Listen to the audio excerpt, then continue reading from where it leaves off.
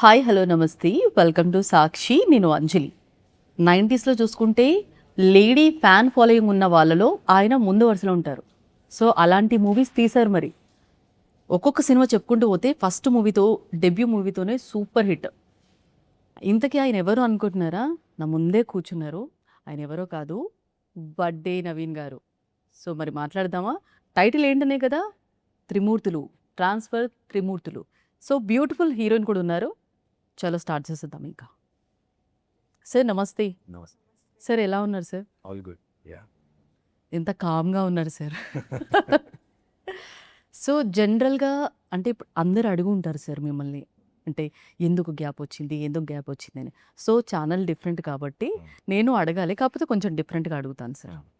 So ఈ 10 years gap చూసుకుంటే ఇప్పుడు చాలా వరకు స్టోరీస్ వచ్చాయి, నచ్చలేదు అని మీరు చెప్పడం నేను విన్నాను. కానీ ఈ మూవీ మీరే హీరో, మీరే ప్రొడ్యూస్ చేయడానికి అంత బలమైన కారణం ఏంటి సార్? ఆ సిచ్యువేషన్ ఏంటి? సిచ్యువేషన్ ఇస్ ఫస్ట్లీ అందరికీ చెప్పినట్టే క్యారెక్టర్, త్రిమూర్తులు క్యారెక్టర్ బాగా నచ్చింది. దెన్ దానికి తగ్గ స్క్రీన్ ప్లే, స్టోరీ కుదిరింది. Okay sir. అప్పుడు చూసుకుంటే ఇప్పుడు చూసుకుంటే అంటే 90s నుంచి ఇప్పటి వరకు చూసుకుంటే కనుక మీ 30 years ఇండస్ట్రీ సార్. సో కథ పరంగా కథలు మారుతున్నాయి, హీరోలు మారుతున్నారు, స్టోరీస్ మారుతున్నాయి.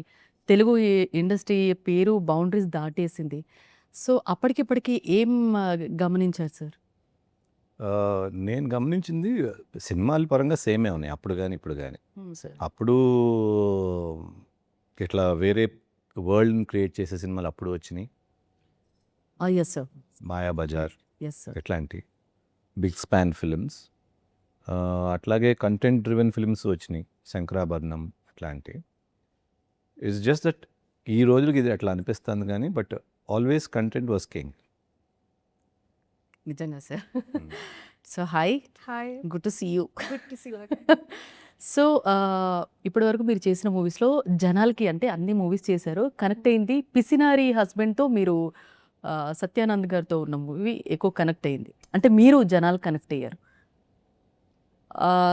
హస్బెండ్ సత్యానంద్. సో కంజూష్ మార్వాడు ఉంటాడు. Okay okay. సో దాని నుంచి ఎక్కువ మీరు 3 రోజెస్లో ఎస్ 3 రోజెస్ సత్య గారు. సో ఇప్పటి వరకు అలా అలా చేసుకుంటూ వచ్చారు కదా. సో ఎలా ఇందులోకి ఎంటర్ అయ్యారు? ఎలా How you entered? ఎలా అంటే జస్ట్ మామూలుగా లైక్ మేనేజరే కాంటాక్ట్ చేశారు, కానీ ఆ ఆఫీస్కి వెళ్ళిన తర్వాత Hmm. నరేట్ చేశారు సార్, డైరెక్టర్ గారు కమల్ గారు నరేట్ చేశారు.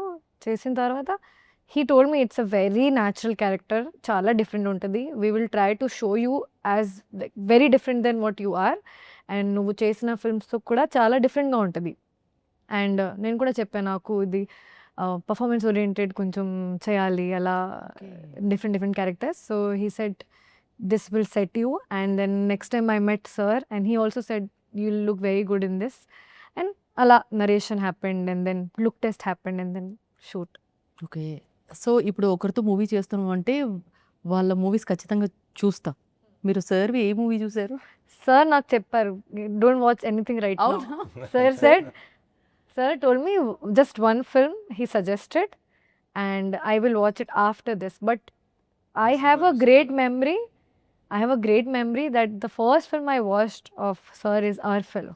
Yeah, this film. So, because I've not seen anything, I saw this film. I was such a great performer. He acted with such ease, smoothly, every scene so naturally, organically. Now I'm more keen to watch his other A film. Movie suggest చేశారు sir? Now మీరేదో Upiri. చెప్తారు. నా ఊపిరి. నా ఊపిరి. నిజంగా sir అది భలే యాక్ట్ చేశారు సార్. అసలు థ్యాంక్ ఏది లేకుండా అనేది అంటే గుర్తొచ్చింది ఇప్పుడు మీరు చెప్తే. తర్వాత అంత షాక్, బాగా గుర్తుంది మూవీ నాకు.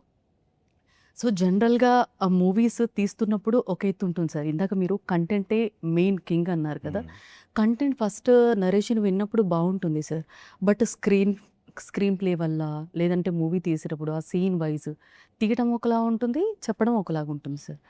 సో అలా మీకు ఏమైనా అనిపించాయి సార్ ఇన్ని ఇయర్స్లో? ఇన్ని ఇయర్స్లో చాలా తక్కువ అనిపించాయి. నాకు స్టోరీ అయినప్పుడు నచ్చినవి ఏవైతే ఉన్నాయో అన్ని almost they turn out to be good films and good output కూడా ఇచ్చినాయి అట్లాగే. సో ఇది టీజర్ చూస్తే నాకేమనిపించిందంటే సార్, అంటే 'టాటా పాట' అది చూసుకుంటే, మీరు ఒక మొండి అంటే జనాలకి హెల్పింగ్ నేచర్ ఉన్న ఒక పోలీస్ క్యారెక్టర్‌లో చేస్తున్నారు సార్. సో, దీనికి అంటే అప్పటికి, ఇప్పటికి యాక్టింగ్ వరకు అంటే దీనికి సంబంధించి వర్క్‌షాప్స్ చేసారా సార్ మీరు? వర్క్షాప్స్ ఏం చేయలేదు. I was travelled with the stories for around 1 year కాబట్టి ఆ క్యారెక్టర్ నాకు బాగా డైజెస్ట్ అయింది. So, that was easy to perform అట్లా. ఓకే. 4 ఇయర్స్ బ్యాక్ మహేశ్వరి గారు ఒక కామెంట్ చేశారు సార్ మిమ్మల్ని. మీరు సెట్‌లో చాలా కామ్‌గా ఉంటారని. అసలు హీరోయిన్స్ మాట్లాడాలన్నా మీ కామ్‌నెస్‌కి వాళ్ళు వచ్చి అలా ఎళ్ళిపోయి వాళ్ళు ఉన్నారంట సార్. అంటే జనరల్‌గా అంటే మీరు అలాగే ఉంటారా సార్? అంటే మూవీ తీసే చాలామంది హీరోస్ మూవీస్‌లో యాక్టింగ్ అసలు అంటే క్యారెక్టర్‌కి తగ్గట్టు చేస్తారు సార్. బట్ ఆన్ స్క్రీన్ కాకుండా ఆఫ్ స్క్రీన్ చూసుకుంటే చాలా కామ్ ఉంటారు సార్. అంటే జనరల్‌గా ఇలా ఉన్న వాళ్ళే ఇండస్ట్రీకి వస్తారా లేదా ఏంటి అని సార్? ఏం చెప్తారు సార్ దీనికి? ఏమో మరి అంటే ఆ ఇది పాయింట్ అందరి క్వెషన్స్ సార్. నాకు అది దానికి ఆన్సర్ లేదు కానీ బట్ అట్లేం లేదు. I'm friendly with few people. It's depends ఎదుటి వాళ్ళు ఎట్లా ఉన్నారనే దాన్ని బట్టి ఉంటుంది. ఓకే. సో, ఇంకోటి అడగాలనుకున్నా సార్. 2016లో 2016లో మీరు 'అటాక్' అనే మూవీ చేశారు సార్. సో, 2016 16 కాదు 2014 2014 ఆర్‌జీవి గారి రాజీవ్. డైరెక్షన్‌లో. సో, అప్పుడు మీకు ఒక సజెస్ట్ చేశారంట సార్. అంటే మీ లెవెల్ ఆఫ్ థింకింగ్‌ని ఆయనే మార్చారు అని. ఏం మార్చారు లేదు సార్? ఆయన చెప్పండి. మార్చలేదు. ఆయన అన్నది ఏంటంటే నేను అప్పటికే I was not comfortable doing what ever I was doing.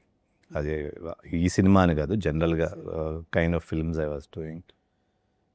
సరే రామ్ గోపాల్ వర్మ గారని అది ఒక అటెంప్ట్ చేద్దాం because his way of presenting is very different and is a great director అని చేశాను.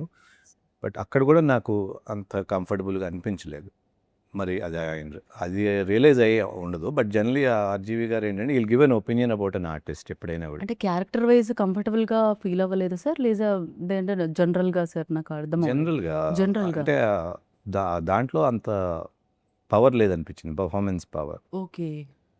సో, అప్పుడు ఆయన వచ్చి చెప్పింది ఇట్లా నీకు తగ్గ సినిమాలు నువ్వు చేసుకోవాలి. యూఆర్ ఎ గుడ్ లుకింగ్ గై అని అట్లా చెప్పారు.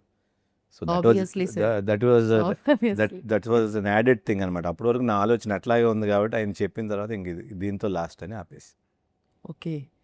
సో, సార్‌తో వర్కింగ్ ఎక్స్‌పీరియన్స్ ఎలా ఉన్నింది? మీరు కూడా ఫస్ట్‌లో అంటే ఇప్పుడు ఒకరిని చూసినప్పుడు ఒక ఫీలింగ్ ఉంటుంది. ఇంకొకరిని చూసినప్పుడు ఒక ఆరా ఉంటుంది. మీకు ఏ ఫీలింగ్ ఉంటుంది సార్‌ని చూసినప్పుడు? యాక్చువల్లీ నిజంగా చెప్పాలంటే we both have very opposite personalities. అవును. I'm little loud and little like sparkle and spark. He is very calm, yes. like very calm, but he's not introvert. He's not. He talks. Introvert అని మేము విన్నాం బాగా. కాదు కాదు, he talks a lot, అవునా sir? That's Yeah, what I I said. It think- depends on the person. Okay.